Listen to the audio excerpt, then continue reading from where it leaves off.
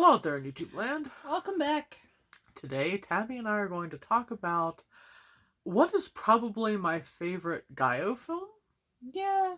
and that would be the amazing Argento Suspiria. Which it has its ups. And its downs. It is a ballet horror movie. Which, in and of itself, is very odd. The other ballet movies that we've talked about before, I think, have not been quite, specifically as directly horror-related. No. They've been more, mind suspense and exactly. things like that. Whereas Suspiria, no. No, it is based around, it is a horror movie. The general story, for those who have not seen the film, is that it's about a young girl who travels to Europe to go to a ballet school, and the school happens to be run by evil witches. That's the whole plot. Yeah. Basically.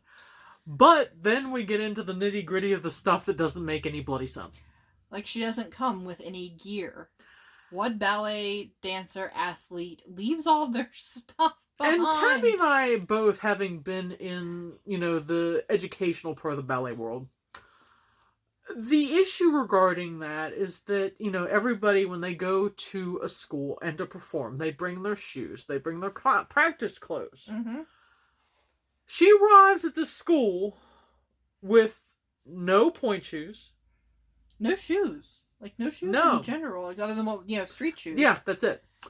Which is a big problem, and anybody involved in ballet knows that point shoes aren't something that you can just interchange. No. It's beyond not being able to, just match up, shoe sizes. There's, things like the shape of your toes and the length of your toes and where your arch is placed, and all these little things go into what type of point shoes that you wear. So the fact that they had her randomly come into the school, and the owner of the school literally tells her, "Oh, we'll go over to that girl and tell her, and she'll give you a pair of her shoes." Didn't ask shoe size? No. That would never happen.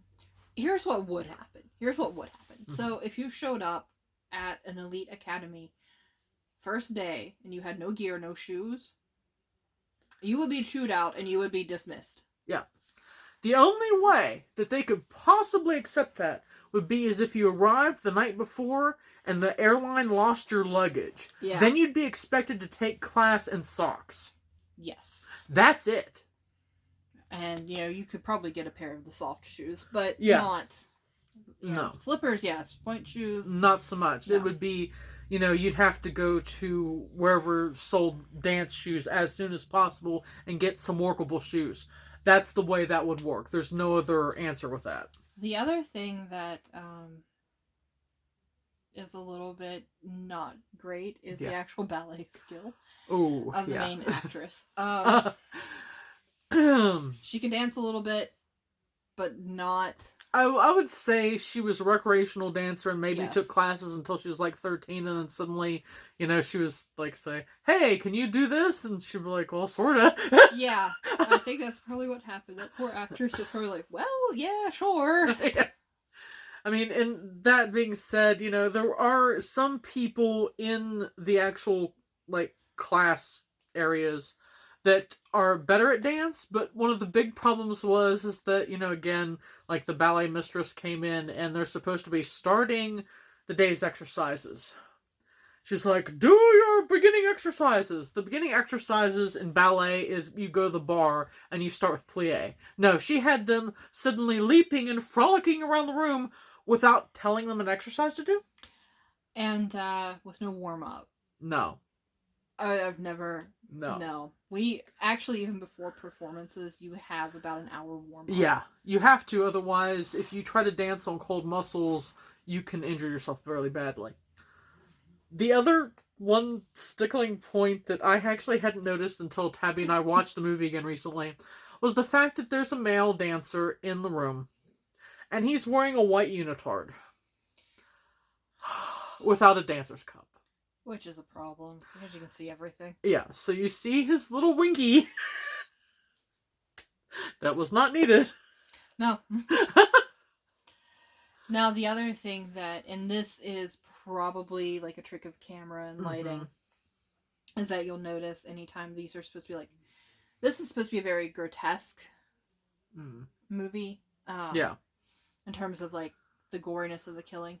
Unfortunately, the blood is orange. Yeah. So you can't really take it seriously. And then there's the fact that big hairy arm guy. Yeah. There's this random guy that has the hairiest arm I've ever seen in my life killing people. Like he needed to be waxed. I mean, it's like, like a werewolf suit. It's that much hair. Yeah. And it's just, distracting as all hell. And it does jump around. Between timelines and stuff. Yes. So that's a little bit confusing unless you're really paying attention. The other thing that Tabby and I focused on is the maggots. Yeah. Oh, boy. Okay. So the problem with maggots is that, in the movie, they're there because there's a dead body in the attic or whatever. But in the movie, they have the maggots traveling all across this giant expanse of the attic. And they're not going to do that. No. They will stay around the thing they're feasting on. Mm-hmm. So for them to be going over an entire floor and falling from the ceilings, no. No. Would never happen. Unless you had, stuff for them to eat. Yeah. And, they don't eat dust. No. So, there are some downfalls to the movie. There are also some good moments. One of the best things about Suspiria is Argento's use of spatial arrangement and lighting.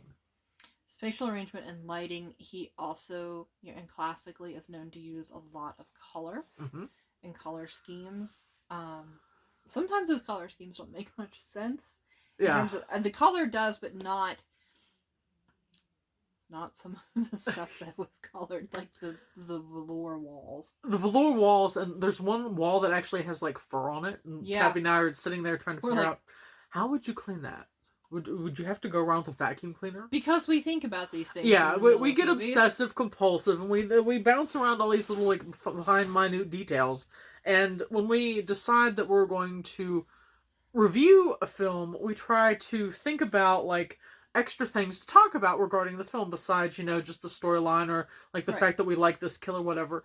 And so we start noticing these like little weird things, and well, one of them is there's fur on a wall. So the other thing that I think is both weird but also very masterful with this film is the soundtrack. The soundtrack is absolutely bizarre, but it was meant to make you feel unsettled, and it does that very well. Yes. So. And the acting is actually really good in it. The stuff that they're asked to act don't necessarily make sense, but everybody's actually a really good actor or actress. So definitely take a look at it, watch it, give us your review, your ideas on it. And granted, it was recently remade. I have not actually seen the remake yet, so I'm not going to comment on that. But we're talking about the one from 1977. Yes. Which is a masterpiece of the Gaio genre. And so definitely let us know what you think. And until next time, bye.